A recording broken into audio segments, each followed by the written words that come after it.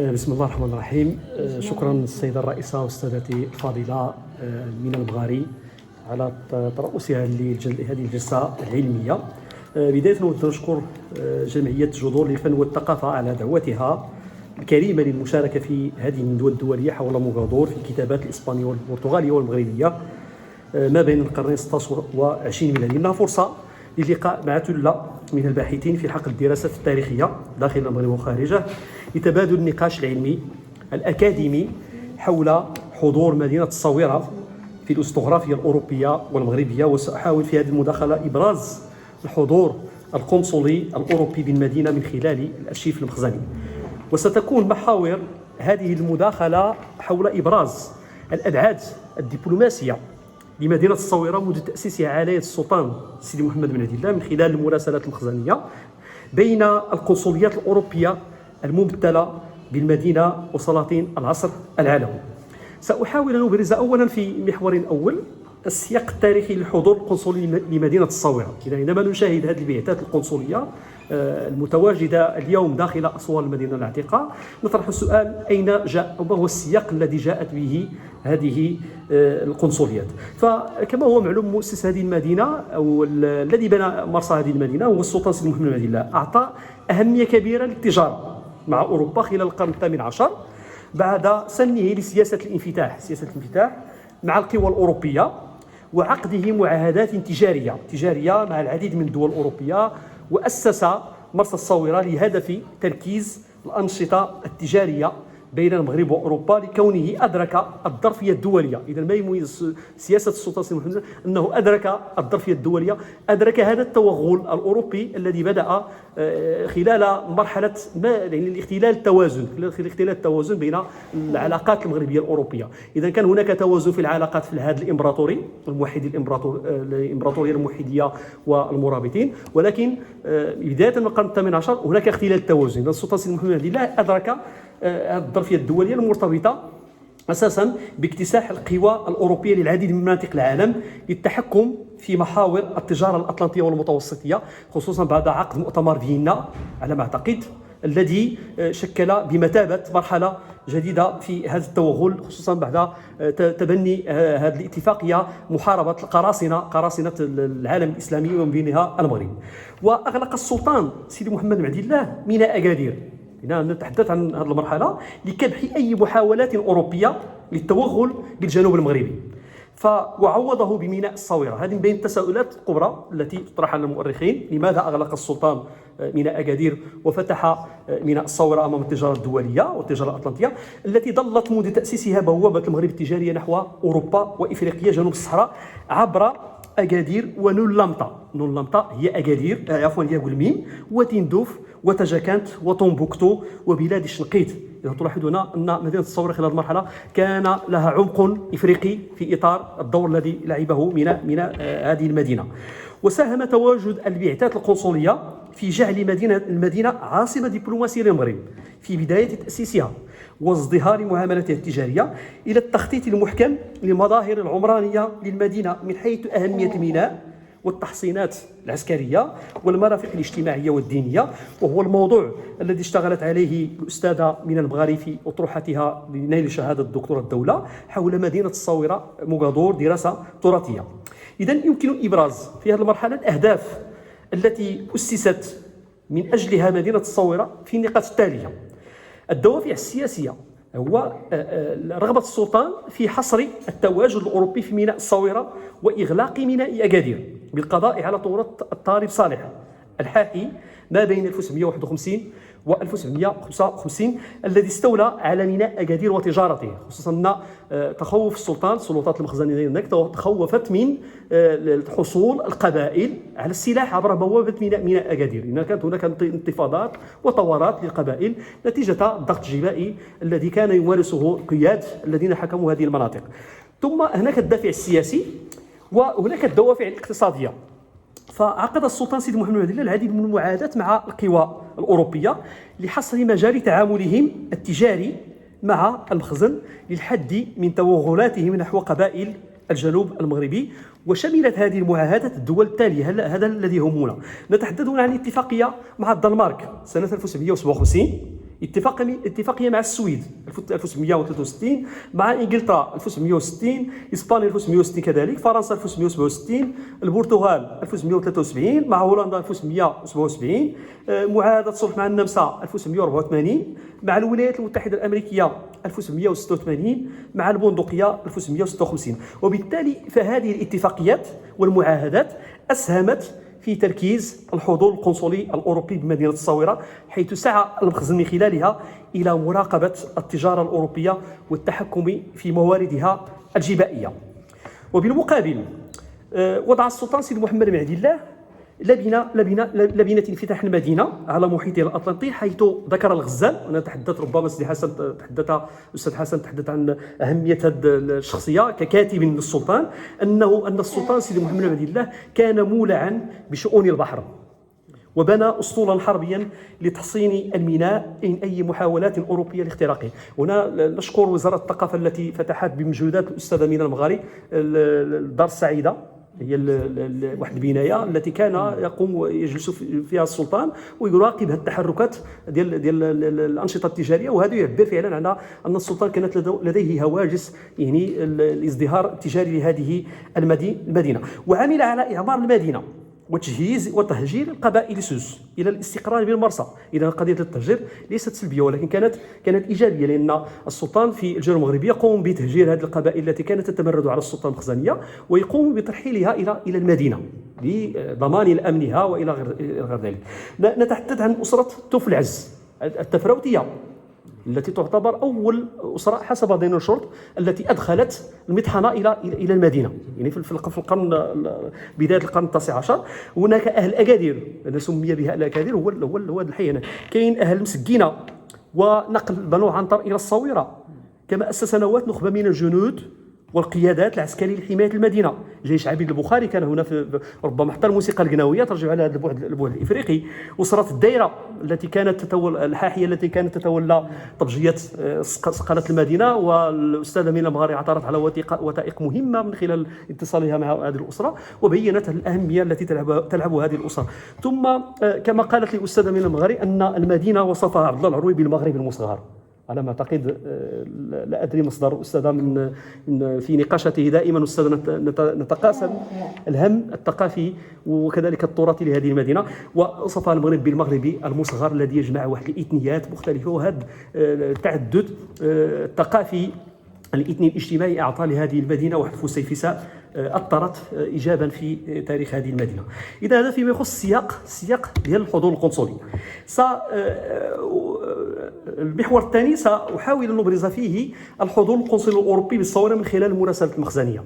إذا هنا تحدثت عن أرشيف الخزانة الحسنية وأرشيف مديرية الوثائق الملكية، بالإضافة إلى بعض الأرشيفات الخاصة كمراسلات التاريخية التي تتضمن هذا كأرشيف دار إيليغ بسوس، فيه العديد من المراسلات خصوصا مع الهولنديين مع البريطانيين. أرشيف دار إيليغ مهم جدا كأرشيف خاص يبرز لنا الأبعاد التي لعبته هذه المدينة في يعني سن علاقات تجارية.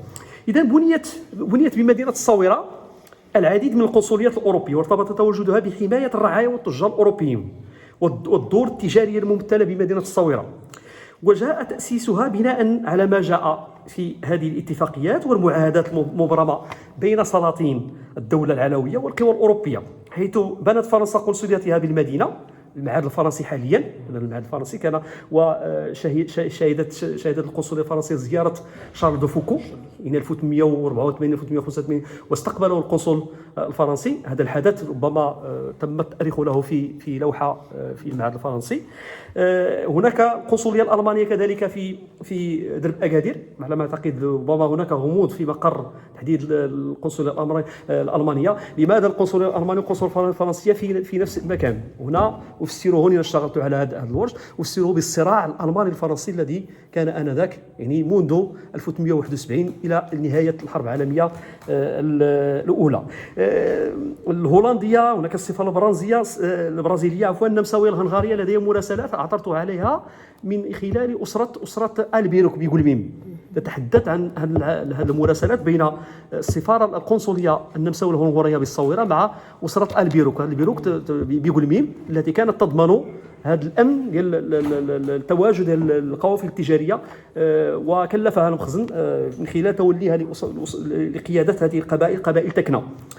وشكلت هذه القنصليات الإطار الدبلوماسي والقانوني للتحركات التي باشرتها القوى الأوروبية للتوغل بالجنوب المغربي قبل تأسيس دار النيابة سنة 1351. إذا السلطان تفطن إلى هذا التوغل وأسس دار النيابة بطنجة. لماذا دار النيابة؟ لأنه باش يعطل ديك المراسلات الأوروبية خصو يربح الوقت مع الأوروبيين، لأن المخزن آنذاك أدرك خطورة هذا التوغل على الاقتصاد وعلى السياسة، خصوصا مع توالي المخططات الأوروبية. ف هنا يشكل الارشيف المخزني لمديريه الوثائق الملكيه والخزانه الحسنيه بالرباط ماده تاريخيه تؤرخ بالحضور القنصلي الاوروبي بمدينه الصويره، حيث يتضمن هذا الارشيف كنانيش تضم جوانب مختلفه من الاحصائيات التي لموظفي المخزن والمحاربين والامناء والبشوات، بالاضافه الى تتريك بعض التركات ديال القياد. نجد بعض الاحصائيات مثلا في الخزانه الحسنيه ديال انفلوس، يعني العدد الممتلكات ديالو في تيمسورين الى غير ذلك، ان فيه واحد المعطيات مهمه يمكن الاشتغال عليها في مقاربه التاريخ الاجتماعي. بالاضافه الى مديريه الوثائق الملكيه تتواجد بها مراسلات السلاطين مع قناصل الدول الاوروبيه، واعطانا الاستاذ حسن بعض النماذج لهذه المراسلات المهمه، وتهم بالاساس تدبير قضايا المحميين. اذا هذه القضايا التي محميين الحمايه القنصليه والتجار الاوروبيين وفك مشاكلهم العالقه مع امناء المرسى والعمال الذين تعاقبوا على تسيير شؤون المدينه، حيث باشر القناصله بمدينه الصويره جمله من المشاكل المرتبطه والمترتبه عن الاقامه والتجاره لنوابهم المحميين الحمايه القنصليه.